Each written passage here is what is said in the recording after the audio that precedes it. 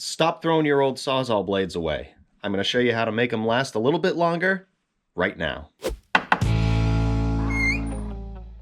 So here we have a very well-used Sawzall blade. Not the worst I've ever seen, but these teeth are pretty worn. And the end here, where you use this to just cut in, like I think this was roofing, and you can only cut so far, and it really dulls out the end of the blade here. Well, I'm going to show you how to fix that. Throughout this entire video, I'm going to use the same blade to show you how you can revive these things. And just so you know, there's no camera tricks. I'm going to mark this.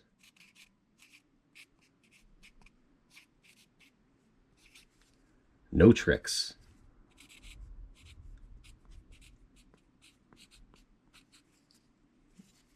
All right, let's get started. First thing I want to talk about is a plunge cut. A plunge cut primarily uses the end of the blade to literally plunge the blade into a piece of wood and make your cut. And I'm going to make a cut right now with this being all gunked up, and then I'm going to show you how to fix it real quick, and then I will do another cut and we'll compare the time it takes to get through this side by side, just to show you that it actually works. So here we go with this. No tricks.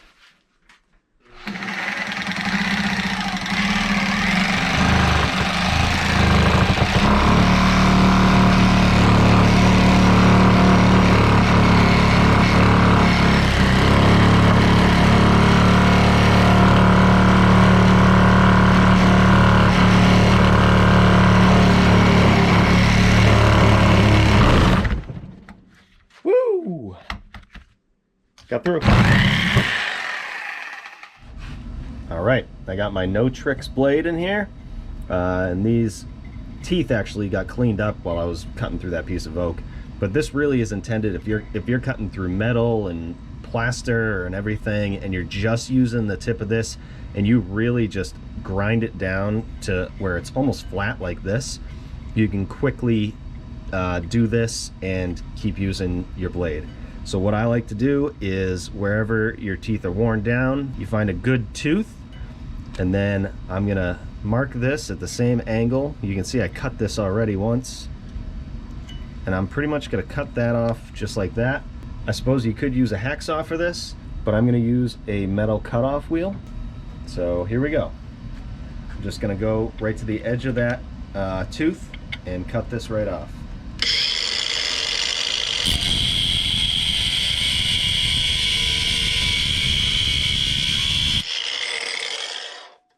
All right, now I'll show this side by side with the new tooth. No tricks. Here we go.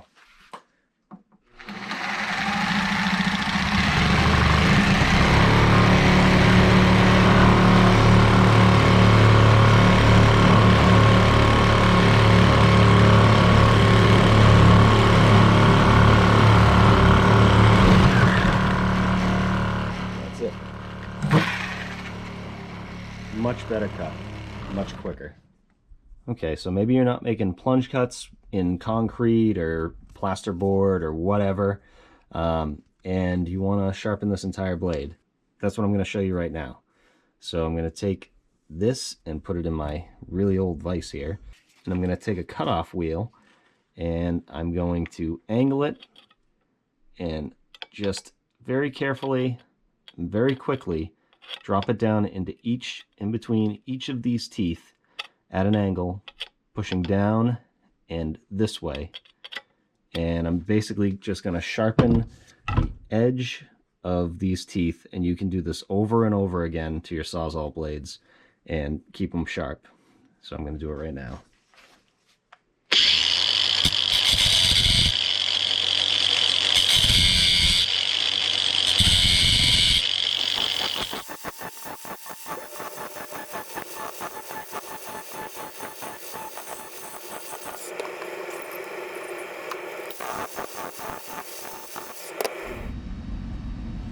And there you go.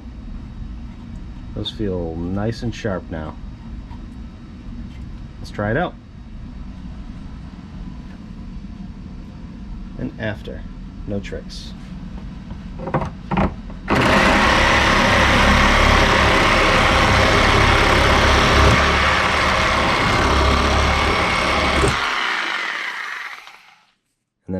golly, what if this happens? You're cutting with this thing and it's wobbling all around and uh-oh. The end just breaks off of this thing. A lot of people just throw these away, but don't do that because Sawzall blades can get expensive. What do you do now? Let me show you. So you take your Sawzall blade that has the broken end on it, and you can either use another Sawzall blade or you can use the piece that actually broke off in the Sawzall. I'm going to use a blade and I'm going to put it right here, match everything up, and I am going to mark this with a marker, including this little hole right here where it goes into the Sawzall.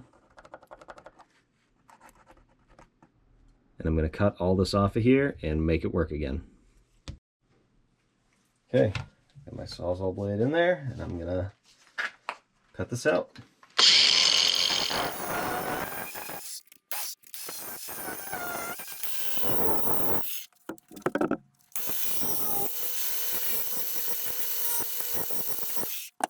Now I can drill this hole.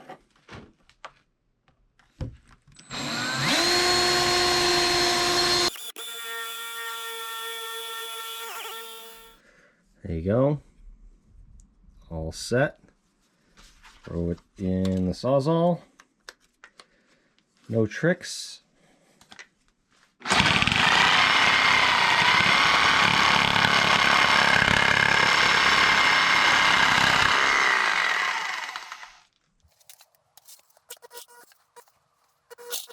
No tricks.